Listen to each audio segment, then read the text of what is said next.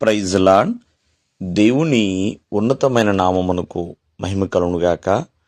ప్రభు నామమున మీ అందరికీ హృదయపూర్వక వందనాలు.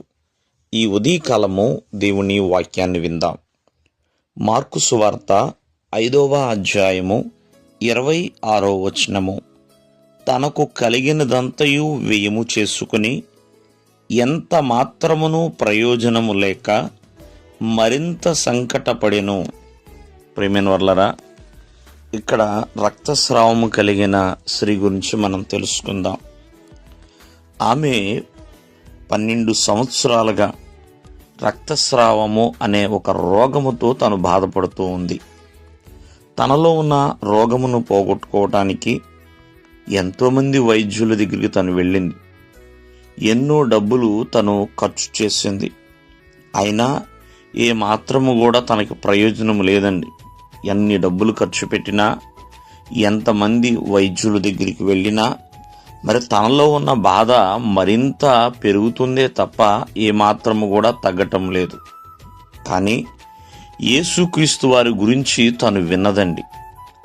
యేసయ్య దగ్గరికి వెళితే నేను స్వస్థపరచబడతాను, ఆయనకు గొప్పతనం గురించి తను తెలుసుకుంది. అందుకనే తనలో ఉన్న రోగము బట్టి తనేమనుకుంటుందంటే, ఆయన వస్త్రము ముట్టినా నేను బాగుపడతానంటే మరి ప్రభు యొక్క మహిమ గురించి, ప్రభు యొక్క గొప్పతనం గురించి, ప్రభువు చేసిన కార్యములను గూర్చి రక్తస్రావము కలిగిన స్త్రీ ఎంతో క్షుణ్ణముగా తెలుసుకుంది. కాబట్టే వస్త్రము ముట్టినా నేను బాగుపడతాను. చూడండి, ఎన్నో డబ్బులు ఖర్చు పెట్టింది.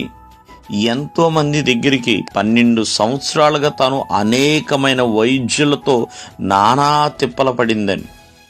అయినా వారి పట్ల లేని నమ్మకము ప్రభువారి యందు నమ్మకము వచ్చింది.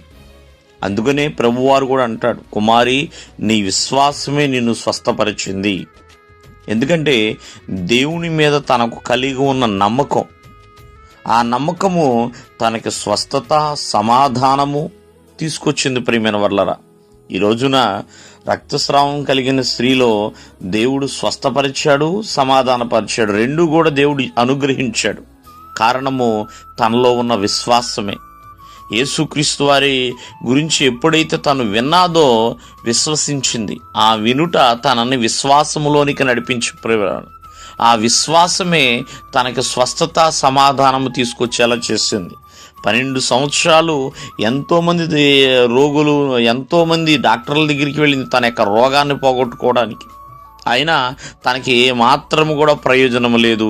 ఎప్పుడైతే ప్రభువారి యొద్దకు వచ్చిందో మరి తనకి ప్రయోజనకరముగా మారిపోయింది ఆ దినము. ప్రియమైన వర్లరా, ప్రభు యొక్క వస్త్రాన్ని ముట్టుకుంది. ప్రభువులో ఉన్న ప్రభావం ఆమెలోనికి వెళ్ళి ఆమెను స్వస్థపరిచింది. ప్రభువుతో ఒక సమాధానము కలిగింది.